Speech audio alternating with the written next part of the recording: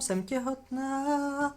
Ne, já teda těhotná nejsem, ale pro vás mám pár rad a tipů, co dělat, když zjistíte, že jste těhotná.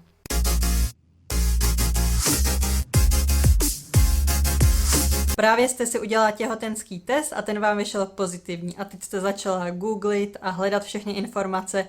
Jsem těhotná, co teď mám dělat, jaký jsou první kroky, co mám všechno zařídit a k tomu je právě dnešní video. Jako první bych asi si udělala ještě jeden ten test a to nejlíp od nějaký jiný značky, než ten test, který byl od té první značky. Zní to komplikovaně, ale prostě si udělejte 2 testy, každý od jiný značky. Myslím, že je rozhodně lepší mít těch pozitivních testů víc, než přistoupíte k těm dalším krokům. Jak jsem vám ještě chtěla říct ohledně těch testů, tak dejte si jenom pozor na to, že když si budete dělat ten klasický test, kde je jenom takový ten klasický papírek, tak tam vám to vyjde pozitivní, ten si můžete nechat a budete ho mít takhle navždycky. Ale u těch digitálních, tak tam je vevnitř nějaká baterka a ten výsledek je tam ukázaný vlastně na tom displeji jenom asi 2 až 3 týdny. A rozhodně další postup jsou 2 kroky, který teda jsou volitelný, je to jenom na vás, který z nich uděláte první a to je říct to vašemu partnerovi a zajít si k doktorovi potvrdit si to těhotenství. Myslím si, že je to opravdu na vás. Já jsem to třeba nevydržela a řekla jsem to partnerovi, že vlastně mi vyšel pozitivní test a pak, až jsem šla k tomu k doktorovi, si to nechat potvrdit. Ale pokud chcete a nechcete říct partnerovi, že jste těhotná a pak jít k doktorovi a zjistit vlastně, že těhotná nejste, tak určitě změňte ten postup, jděte ke gynekologovi, objednejte se tam a ten vám určitě potvrdí anebo vyvrátí to těhotenství. To oznámení partnerovi si určitě dobře naplánujte na nějakou chvíli, kdy víte, že třeba partner nespěchá do práce, není ve stresu, nemusí si něco zařídit, opravdu nějakou jako klidnou chvilku, kdy mu to oznámíte.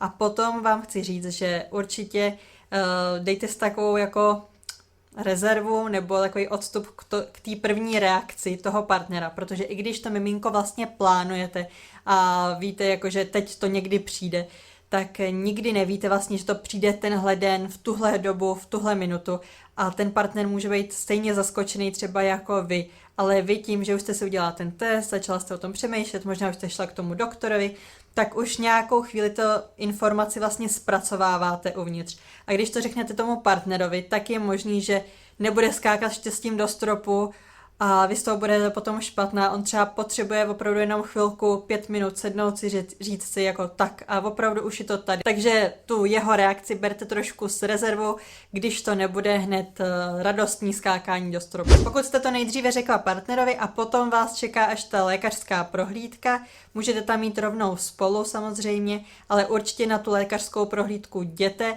a i když říkají v nějakých článcích a tak dále, že byste měla počkat, až to bude nějaký 2. až 3.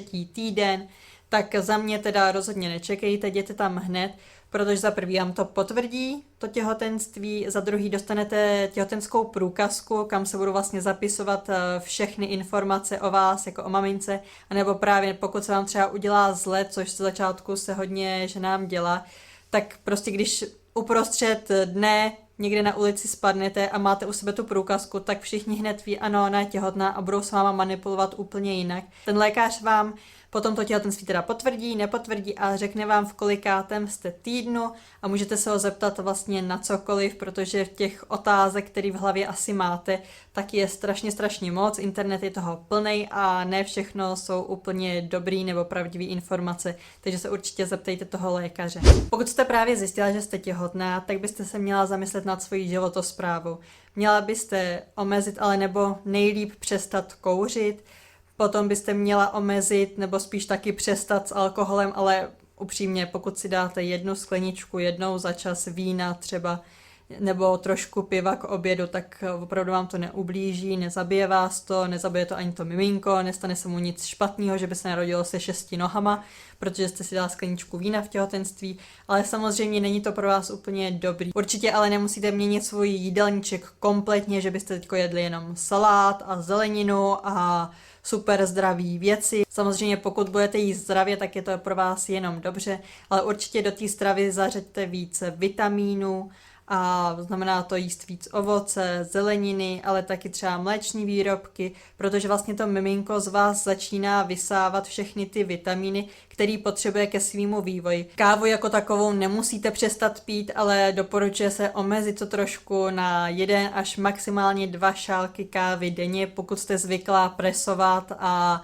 pít 6-7 malých káviček denně, tak to možná trošku omezte. Čas v tom těhotenství je to potřeba, protože jste opravdu hodně unavená, takže nic se neděje, když si ten 1 až 2 ty šálky dáte. No a s příchodem těhotenství na vás čekají 2 velké rozhodnutí, a to výběr porodnice. Třeba tady v Praze musíte tu porodnici vybrat už do nějakého 14. týdne vašeho těhotenství, protože ty porodnice jsou opravdu plný. A druhá velká věc, tak to je dětský doktor. A opravdu, pokud jste z nějakého velkého města, já jsem třeba z Prahy, tak tady si musíte vybrat dětského doktora, abyste měli opravdu nějakého toho dobrýho a nejlíp blízko vašeho bydliště.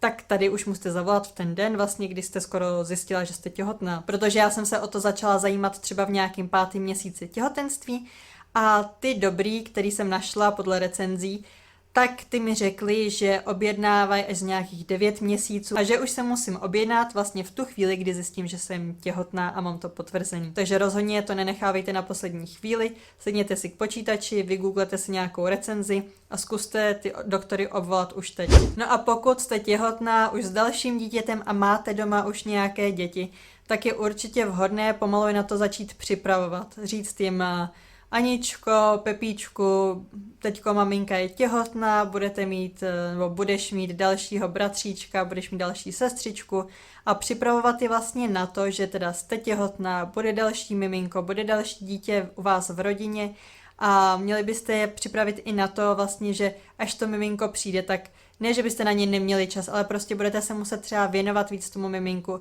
nebo nějaký hračky, nebo cokoliv, co máte, kočárek, který máte po prvním dítěti, takže toto další dítě bude používat, protože možná si to ani neuvědomíte, ale ty děti potom, jelikož jsou třeba zvyklí, pokud bylo jenom jedno v rodině, tak tu maminku samozřejmě a tatínka si hodně přivlastňují a může to dopadnout tak, že na to miminko, když se narodí, tak opravdu ze začátku nebo i delší dobu žárlí. Tím, že vlastně začnete to dítě připravovat už od začátku a prochází s váma celou tou dobou těhotenství a ví, co se děje, a ty děti opravdu neberte to tak, že jsou úplně malinkatý, že s nima nemůžete mluvit jako s dospělým člověkem.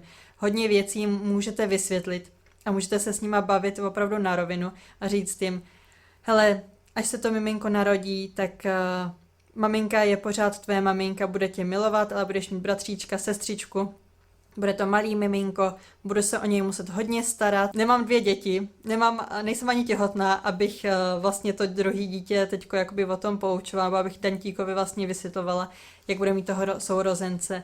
Ale v mém případě, pokud budu mít nějaký druhý dítě, tak určitě budu chtít, aby Dante o tom věděl už od začátku. Samozřejmě ne, že to na něj vybalíte jen tak. Spolu s partnerem si opravdu sedněte k tomu miminku, nebo pokud jste sama, tak sedněte si k tomu miminku a zkuste mu to vysvětlit. No a také s příchodem miminka na vás čeká spousta krásných věcí, a to je zařizování nějakého pokojíčku nebo první výbava. Na to se chystám, na to video, takže pokud mě sledujete a tady to video je aktuální, tak ho ještě nemám, ale pokud mě budete sledovat dál, tak tady to video už bude třeba trošku starší a už to video budu mít, takže bude určitě tady nějaký odkaz na to. A myslím si, že je dobrý s tou výbavičkou začít jako postupně, polehoučku, přebrat si třeba, pokud máte to dítě druhý, přebrat si ty věci po tom miminku. Můžete si spoustu věcí půjčit, ale každá maminka samozřejmě chce koupit něco novýho na to miminko. A myslím si, že je taky dobrý začít se pomalu připravovat na to, jak se to miminko bude jmenovat a připravit si nějaký jména. No a tohle je za mě všechno. Tohle to bylo teda o tom, když zjistíte, teďko právě gratuluju vám, že jste těhotná, přeju vám strašně moc štěstí a ten další postup, co dělat v tom těhotenství, co si připravit před porodem a tu výbavičku a tak určitě uvidíte ještě další videa na mém kanále. Určitě mě začněte odebírat, zmačkněte to tlačítko dole a zvoneček, abyste dostávali upozornění na každý moje další video a mějte se krásně a ještě jednou gratuluju vám k tomu, že jste těhotná. Mějte se krásně a pa.